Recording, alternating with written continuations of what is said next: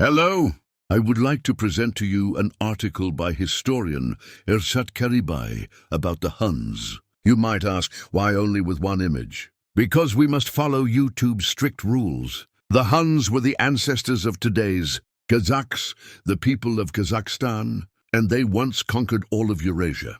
Now let's talk about the heroic story of the nomadic empire that ruled over China for nearly a century and made it pay tribute. The formation of the Huns military state. In the year 215 before our era, the nomadic military state of the Huns was founded. The ruler of the confederation was Tumen. Tumen had an heir, named Bagtug Modun. However, Tumen removed him from the line of succession and sent him as a hostage to the neighboring Nukus, Ueji. When the two nations later went to war, the Nukus king decided to kill Modun. Modun managed to capture one of the Nukus' fastest horses and escaped. Riding back to the Huns, Tumen then appointed him commander of 10,000 troops. Modun created a whistling arrow and ordered his soldiers, "Wherever I shoot my arrow, you must shoot in the same direction. Those who disobey will be executed." One day he shot an arrow at his own prized horse. Those who didn't shoot with him were executed on the spot. Another time he shot at his own wife. Again, those who didn't shoot were killed. Then while hunting with Tumen, Modun shot at his father's horse. The troops followed suit.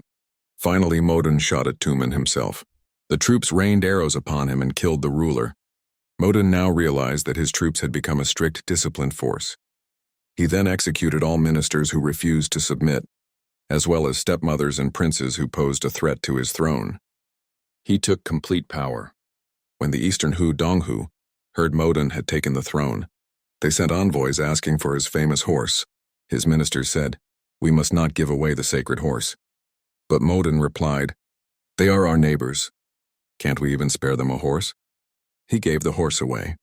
The next year the Donghu sent another envoy, this time asking for Modun's queen. The angry ministers exclaimed, "They have gone too far. Last year the horse, now they want the queen. We must march and crush them." But Modun calmly said, "They are neighbors. Can't we even part with a woman?" And he gave away the queen. The following year, emboldened, the Donghu sent yet another envoy, demanding that the Huns never step foot again in the 1,000-kilometer-wide empty land between them, claiming it as their own. Some ministers agreed, saying, "It's unused land, it means nothing to us." Modun was furious. "Land is the foundation of our nation. How can we give it away to the enemy?" Right then and there, he executed the ministers who agreed to give it up and killed the envoy. He then issued a decree. "Whoever does not join the campaign shall be executed." Every Hun man went to war. They launched a surprise attack on the Donghu, crushed them, killed their king, and enslaved their people. Then Modun turned west and defeated the Nukus, driving them from their lands and pushing them far to the west. The Nukus migrated to the Ili and Zatisu regions, where they defeated the Saka people. The Saka fled toward Afghanistan and India. Modun then sent the Wusun to continue the pursuit. Led by Lejao Lapkok, 30,000 Wusun troops took back Zetisu from the Nukus. Thus the western border of the Hun Empire reached Zetisu. In the east it stretched to the Sea of Japan. In eastern Turkestan, 36 principalities such as Crowan, Fergana, and Suli submitted to the Huns. In the northwest, lands between Lake Baikal and the Sayan Altai were conquered, including the Kipchaks, Jankun, Senli, and Denglan tribes. Even the southern Qian submitted. This marked the rise of the Great Hun nomadic military empire, with a territory exceeding 10 million square kilometers. Conquering China.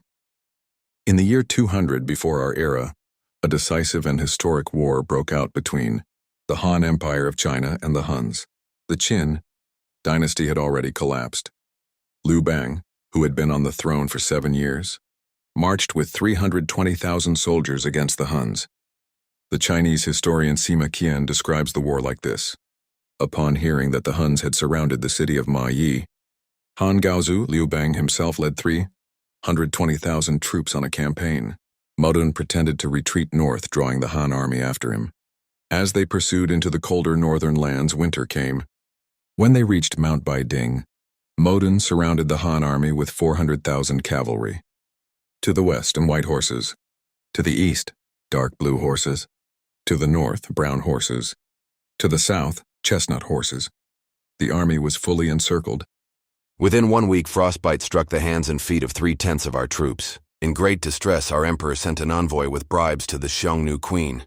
The queen said to Modun, the Xiongnu Chanyu, "Two emperors should not pressure each other this way.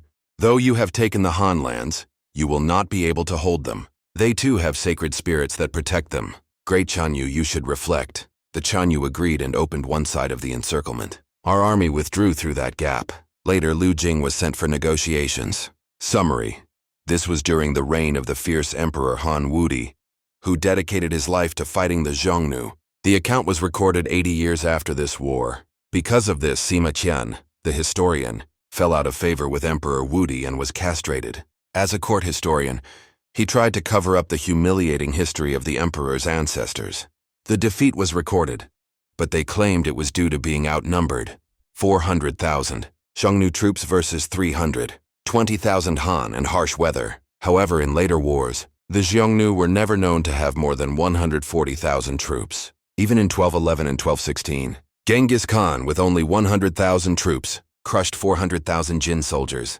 So it is unlikely a Xiongnu leader on Genghis Khan's level could field a much larger army. Steppe nomads rarely numbered over 1 million. Thus, the Xiongnu force may have been 100 to 200,000 at most. Given the Han had 320,000 troops, what really happened? Sima Qian only wrote that the Han chased the Xiongnu, then got surrounded and broke free a week later. But in truth, it must have been a horrific massacre. The Han army was slaughtered like sheep. Emperor Han Wudi submitted to the Xiongnu Chanyu. Through treaties, the Han became a vassal state, paying hundreds of thousands of tons of grain, silk, cloth, gold, and silver annually. The Han dynasty even gave their most beautiful women as wives to the Xiongnu rulers. Yet Xiongnu troops continued raiding Han border cities each year, and the Han could not resist. In the year 195, Modun sent a mocking message to the widow of Emperor Gaozu, saying, "Your husband, my wife, has died. Now let us be married. Your country shall be mine." A Han woman named Zhu Huangye, who became a Xiongnu consort, said to Han envoys, "You who are locked in your mud houses, Xiongnu, population is less than one of your provinces, yet they are far stronger. Their way of life is different. They eat meat and drink fermented mare's milk. Your commoners work endlessly in farming and construction and are too weak for war. The Xiongnu honor bravery, hunt as children, shoot arrows, wrestle, and build strength. How can you compete? Stop wearing silk and pretending to be grand. Ensure that every year you send your full tribute of grain, gold, silver, silk, cloth, and porcelain if not in autumn. Our horses will trample your harvests." This record shows the Xiongnu's main occupation was not herding, but military life. It also proves the Han were paying tribute as a subjugated nation. The wise Chanyu Modun saw this war as decisive. Though he had raided many border cities before, he could have conquered China, but chose instead to dominate from outside. He knew the Chinese outnumbered the Xiongnu by 40 to 50 times. If they conquered them directly, the Xiongnu would be absorbed and disappear. In 128 BCE, unable to endure Xiongnu humiliation, Emperor Han Wudi prepared for war. Most ministers were terrified. Upon hearing the word Xiongnu, they trembled in fear. After 80 years of peace, Han's wealth grew. Relying on this wealth, the Han chose war to escape Xiongnu pressure. They sought alliances with the western Yuezhi and Wusun tribes. In 128 BCE, generals Wei Qing and Huo Qiubing led an army of 150,000 against the Xiongnu. Han records call this a great victory. Over 70,000 Xiongnu were killed, but Han also lost 70 to 80,000. This was not conquest, but a hard-fought battle for independence. After this, the Xiongnu, who had lived off looting the Han, began to face economic hardship.